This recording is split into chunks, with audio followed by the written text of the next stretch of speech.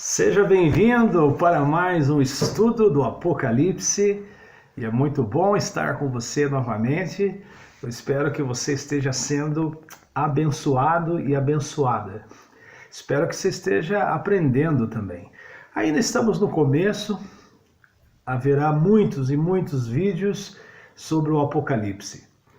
E eu parei no último vídeo, eu parei no verso 9 do Apocalipse, né?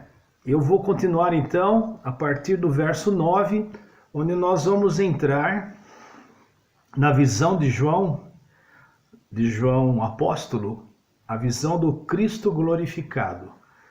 Lembra que eu falei para você nos vídeos anteriores que aparecerá o Cristo pré-encarnado, o Cristo encarnado, não reencarnado, encarnado, porque a encarnação, quando o eterno Cristo se fez carne, né, e habitou entre nós, aparece o Cristo glorificado, ressuscitado, e o Cristo glorificado. Então nós temos o pré-encarnado, o encarnado, o ressuscitado e o glorificado. A visão que João vai nos dar agora é do Cristo glorificado.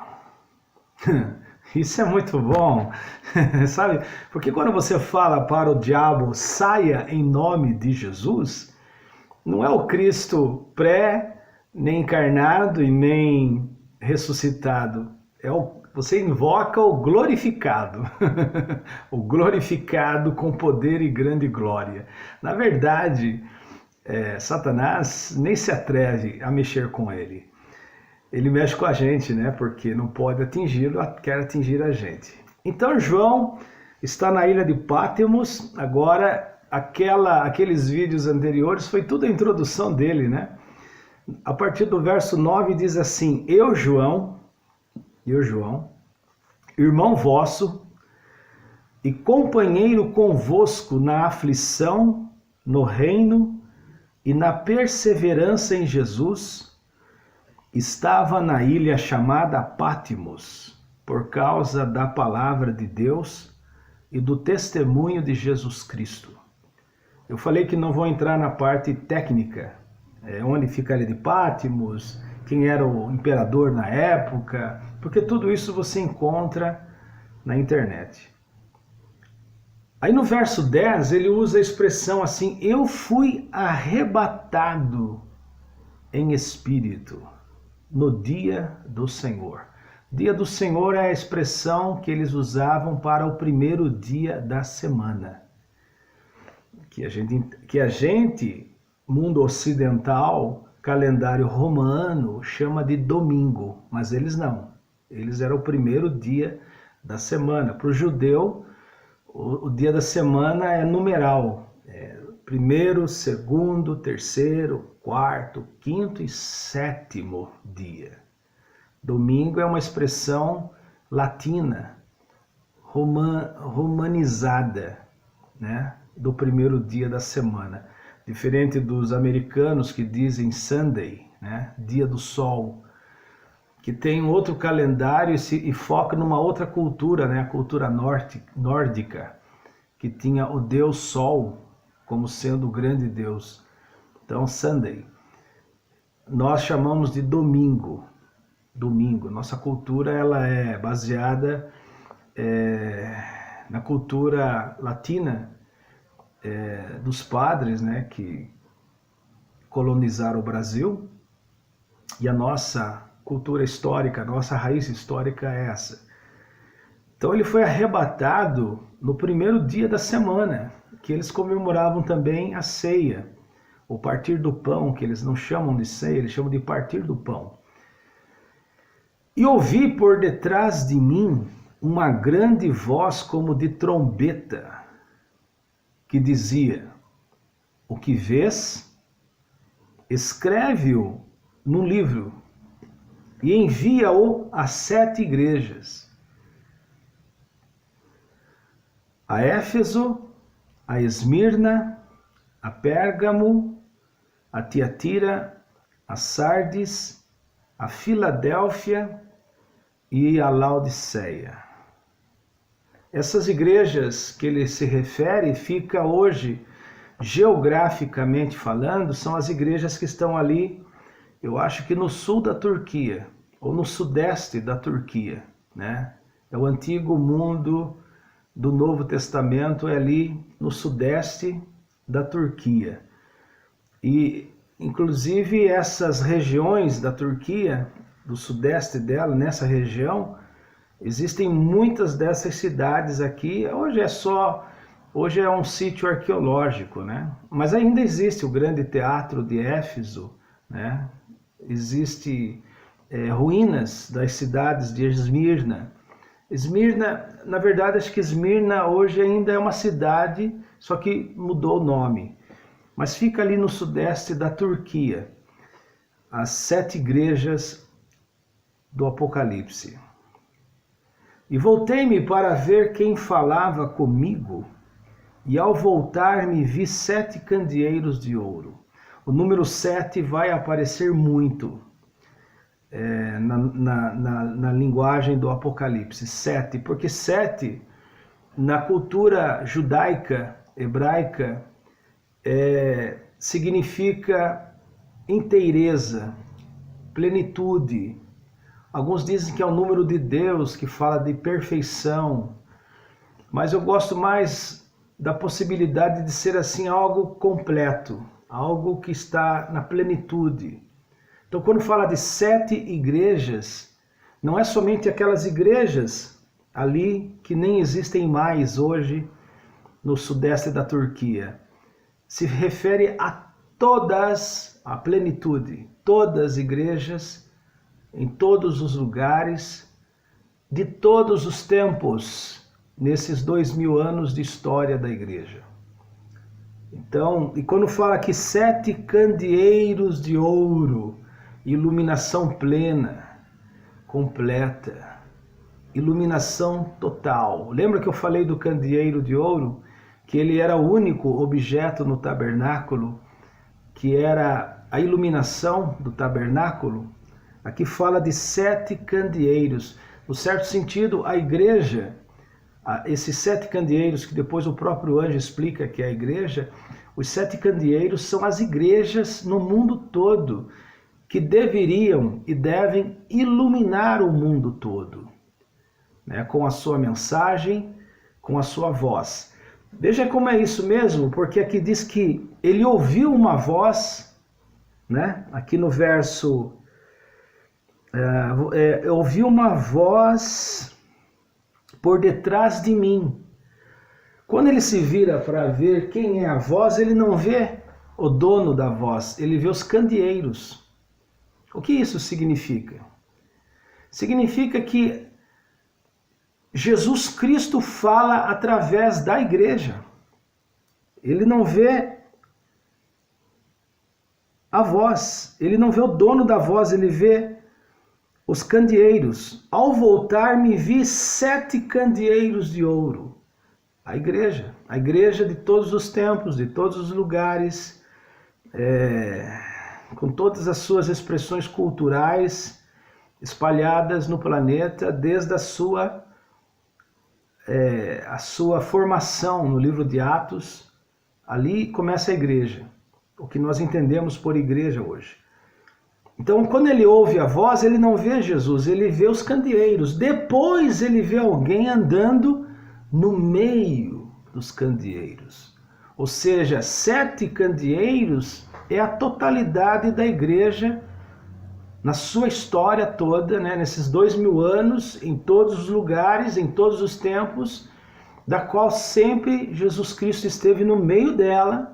Onde estiver 2 ou 3 reunidos em meu nome, aí estou no meio deles.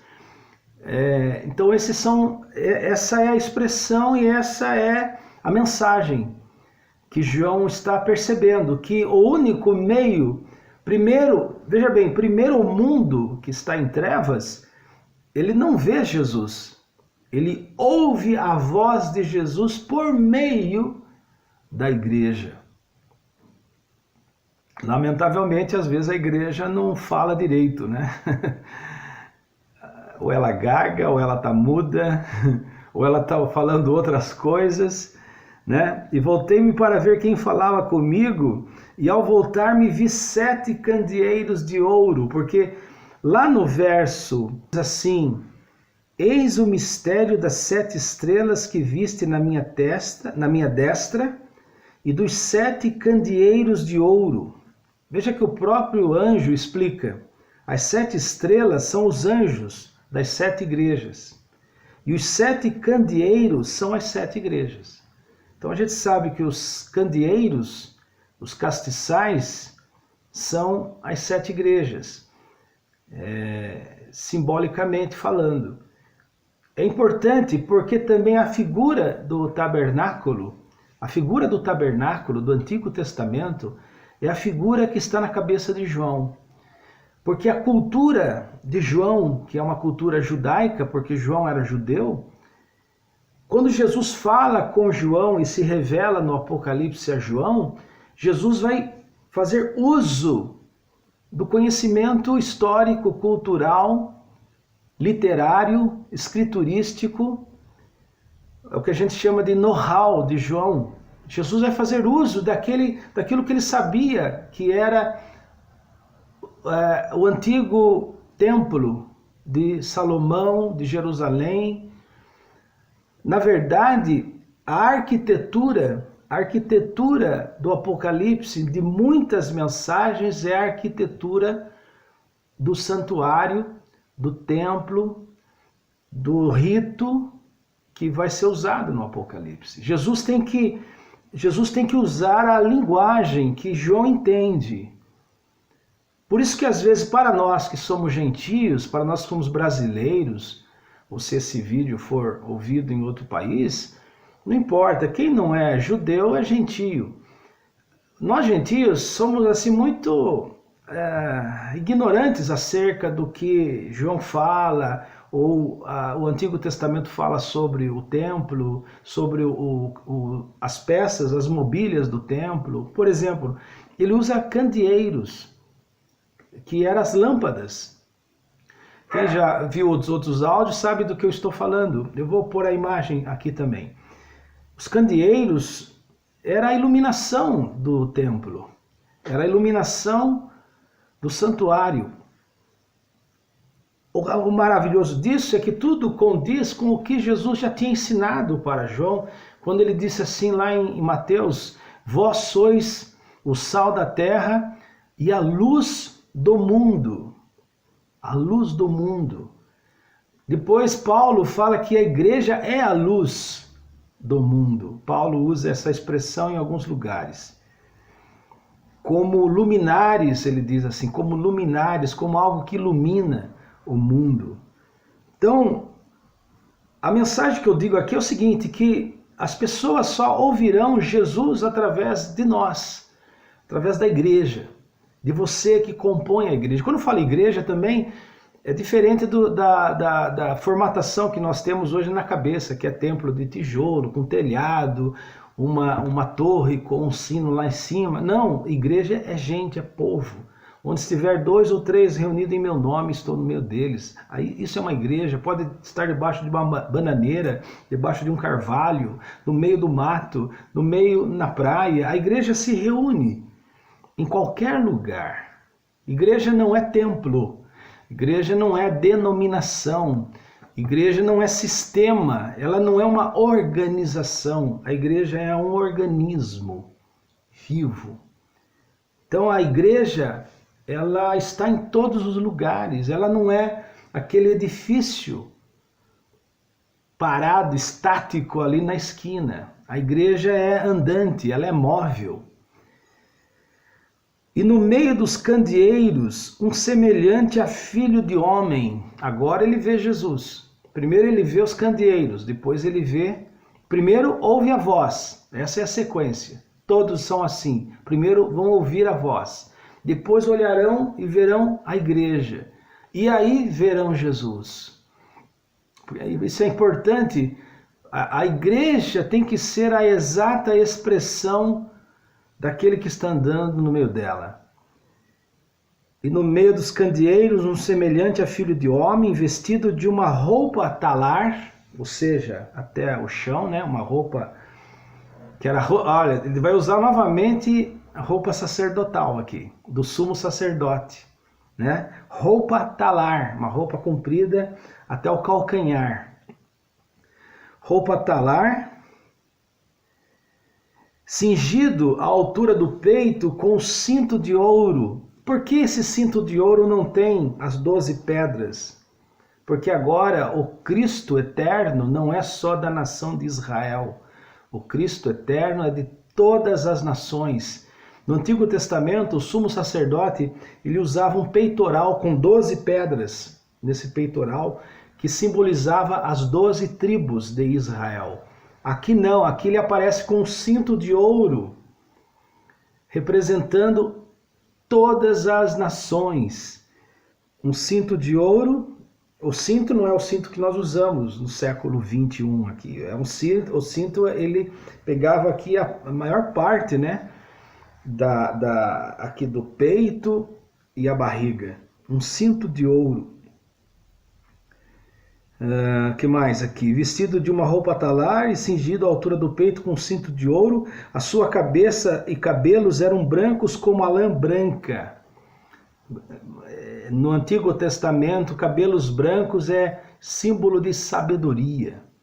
A Bíblia chama lá no Antigo Testamento a expressão, pelo menos nas Bíblias mais antigas, é cãs, que significa cabelos brancos, né? Então, quem tinha cabelos brancos significava cabelos brancos que a pessoa tinha sabedoria.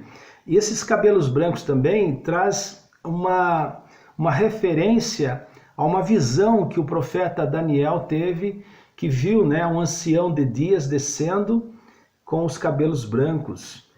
Seus cabelos eram brancos como a neve e os seus olhos como chama de fogo. Você percebe que ele não viu isso literalmente, porque senão você não pode interpretar de forma literal, porque senão Jesus está parecendo aqui uma criatura, né? Um monstro, né? Imagine cabelo branco, olhos como de fogo, daí fala que seus pés como latão reluzente. Como latão. Nossa, eu ouvi o barulho do mar, um barulho como um estrondo, foi um estrondo, como um estrondo do mar, como um trovão.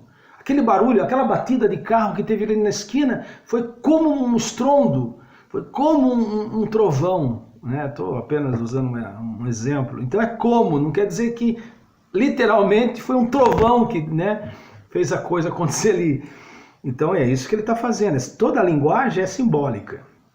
É metáfora, analogia, simbolismo, parábola. Os seus olhos como chama de fogo. O que quer dizer? Nos dias de João nós não tínhamos luz elétrica. Eles não tinham luz elétrica, eles não tinham raio laser. Né? Então ele não tinha como usar essas expressões. Nossa, parecia um farolete, parecia, né, um farol de milha. Não, ele vai falar do que ele sabia na época. Na época toda iluminação era fornecida pela chama de uma vela, de um pavio, de um fogo feito no chão, né? Essa era Então ele fala como chama de fogo. Os seus olhos eram assim, nada ficava oculto. Tudo que era escondido, eu creio que é isso que João está querendo dizer. Tudo que, parece que quando ele olhou para mim, João diz, ele viu tudo que estava escondido, as partes mais escuras da minha alma foram iluminadas por ele. Seus olhos como chama de fogo, tudo ficou visível, tudo foi trazido à luz quando ele olhou para mim. Seus olhos como chamas de fogo, os seus pés semelhantes a latão reluzente, que fora refinado numa fornalha. Ou seja, os pés como latão reluzente. Isso aqui traz uma alusão àquela estátua de Nabucodonosor, no livro de Daniel. Já deve ter visto essa história. Está lá no livro de Daniel. Nabucodonosor mandou erguer uma estátua semelhante a ele. E depois Daniel teve uma visão, um sonho, e ele viu a estátua. E a estátua tinha a cabeça de ouro, tinha a cabeça de ouro, tinha o peito de prata, tinha o quadril de bronze, tinha as pernas de ferro e tinha os pés e parte da perna, lá né, a parte mais inferior da perna, misturado barro e ferro. Você pode ler lá a visão de Nabucodonosor, da estátua de Nabucodonosor. E a gente fala assim, né? Não, ele tem o pé de barro. Pé de barro é uma pessoa corrompida, que se corrompe. Uma pessoa que é facilmente comprada. Uma pessoa que deixa-se enferrujar pela umidade do mundo, da corrupção do mundo. Então o ferro, ele enferruja. E o barro misturado com ferro, né? Era a visão da estátua daquele deus babilônico, tinha os pés de barro misturado com ferro, que enferruja, que estraga, que o ferro fica, né, ele vai esmiuçando, vira pó na nossa mão, né? O ferro enferrujado. Os pés de Jesus não, latão reluzente, não enferruja. Ele não é corrompido. Ele não é comprado, ele não foi influenciado pelo poder humano. Por isso que seus pés são como de latão reluzente. Não são pés de barro, não são pés de seres humanos caídos, seres humanos que se corrompem. Ele não é um líder facilmente de se corromper ou foi corrompido pelo poder, principalmente pelo poder, né? Porque a grande tentação do líder é o poder. Virar um ditador, virar um controlador, virar um destruidor cruel, né?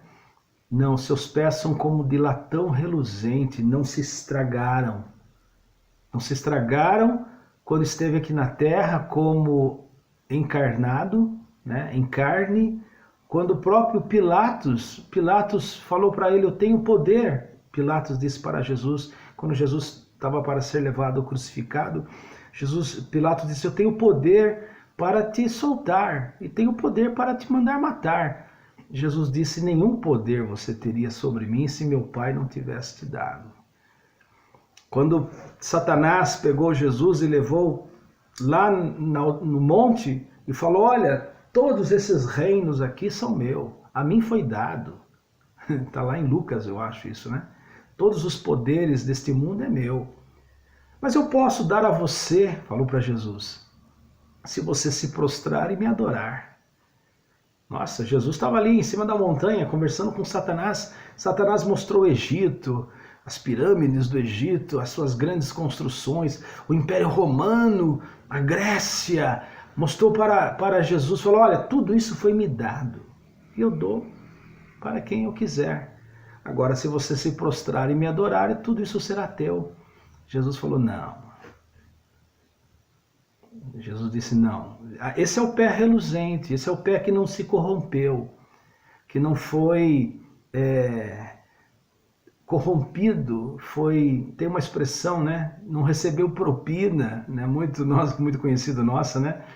Subornado, né? Jesus não foi subornado, né? Esse é os pés reluzente, que não se deixou se estragar. O nosso Cristo não tem os pés de barro.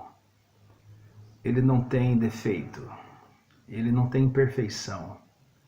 Você pode falar de tudo de Jesus, mas você não pode falar que ele foi comprado, que ele foi corrompido, que ele se vendeu pelo poder. Não, ele foi até o fim, e morte de cruz. Então ele tem os pés semelhante a um latão reluzente que fora refinado numa fornalha, e a sua voz como a voz de muitas águas. Isso aqui está fácil, né?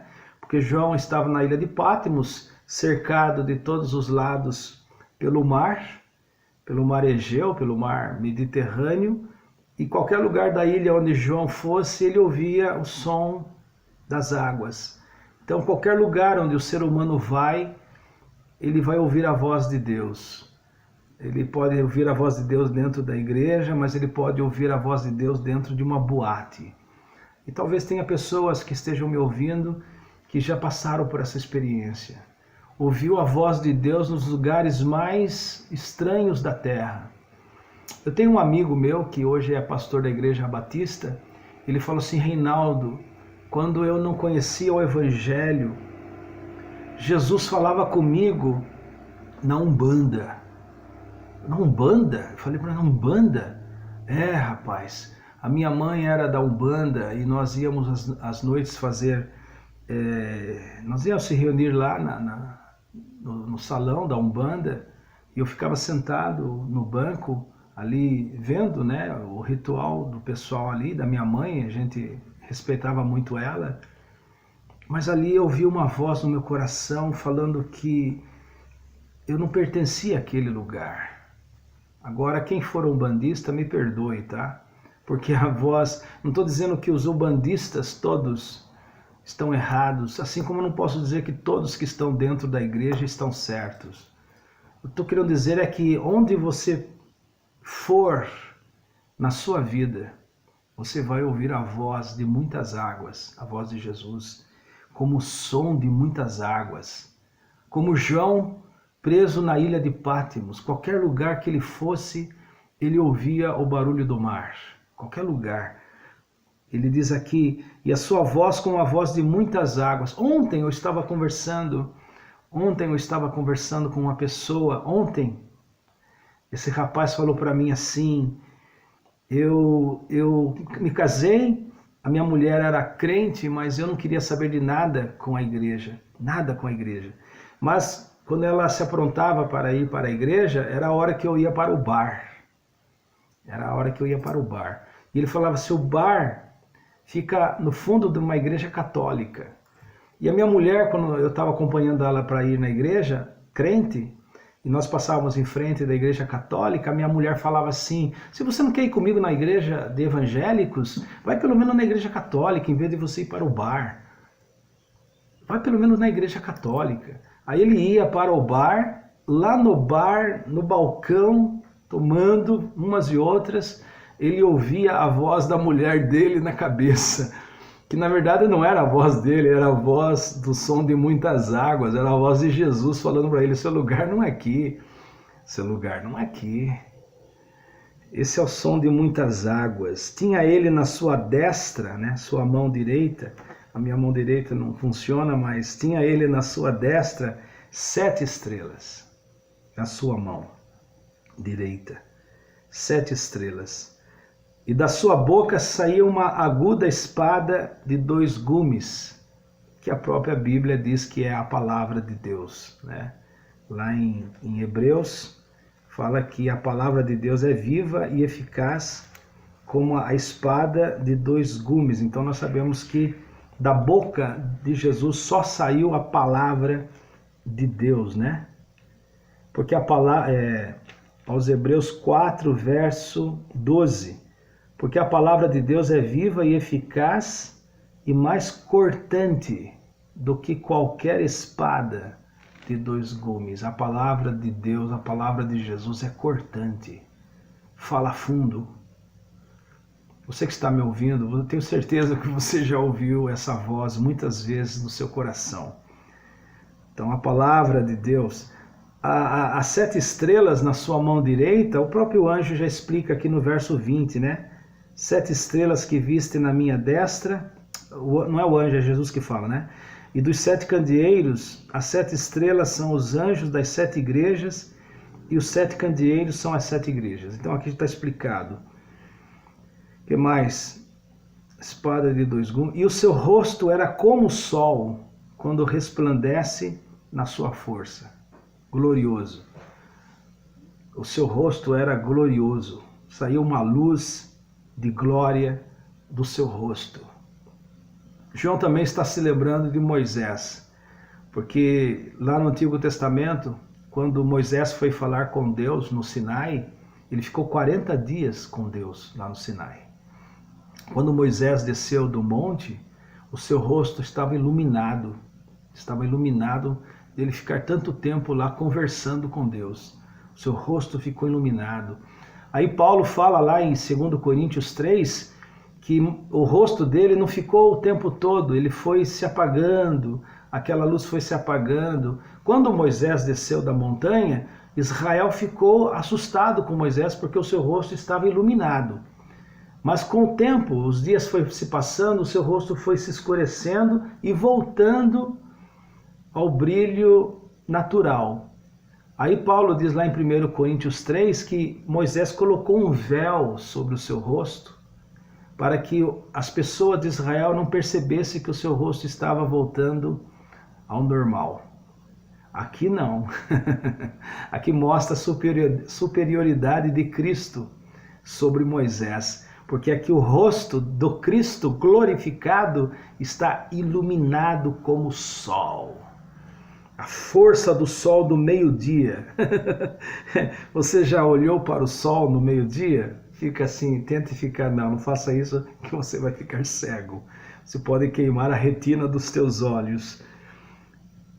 Seu rosto era como o sol quando resplandece na sua força. O rosto de Jesus. Aí, quando ele teve essa visão do Cristo glorificado, ele caiu.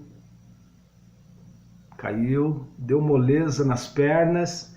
Quando eu o vi, caí a seus pés como morto.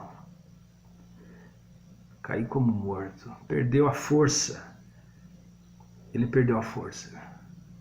Ele viu Cristo glorificado. Ele que tinha visto Cristo encarnado, tinha visto Cristo ressuscitado. O Cristo ressuscitado já tinha causado estranheza neles. Teve discípulos que nem reconheceu ele quando ele ressuscitou, porque o corpo dele já estava ressuscitado. Mas agora ele está vendo o Cristo glorificado. E ele deve ter pensado, nossa, eu não sabia que ele era isso. Não sabia. Eu não sabia que ele era o Messias. Eu não sabia que ele era ungido de Deus. Eu não sabia que ele era o Filho de Deus. Eu não sabia, eu não tinha ideia do poder que ele tem. Caí aos seus pés como morto. Aí você vê a gentileza e a delicadeza do Cristo poderoso e glorificado, porque quando João cai, ele pôs sobre mim a sua mão e disse, não tenha medo, eu sou o primeiro e o último,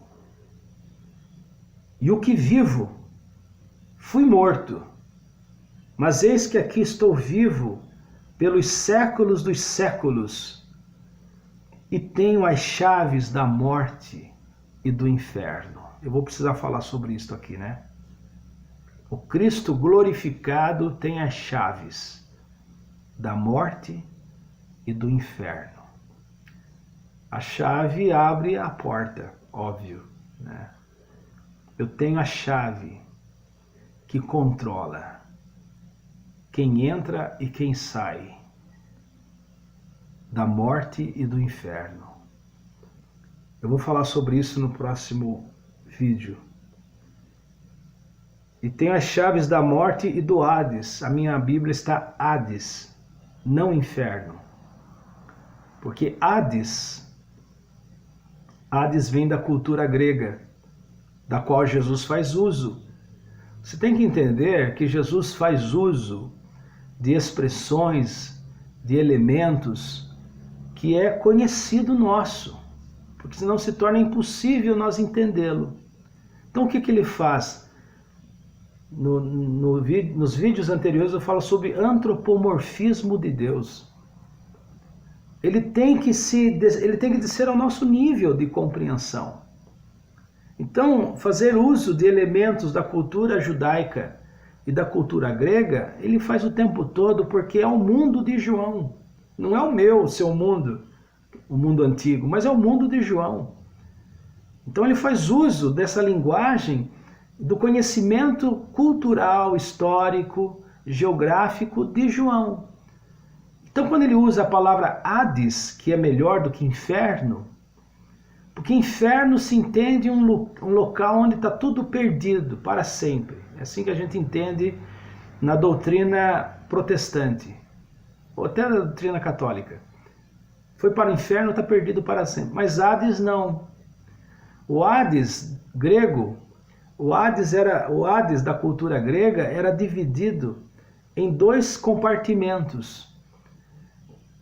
Havia ali o Tártaros, que era um lugar terrível, e no Hades havia o Elísios, que era onde os que eram justos iam para não sofrer.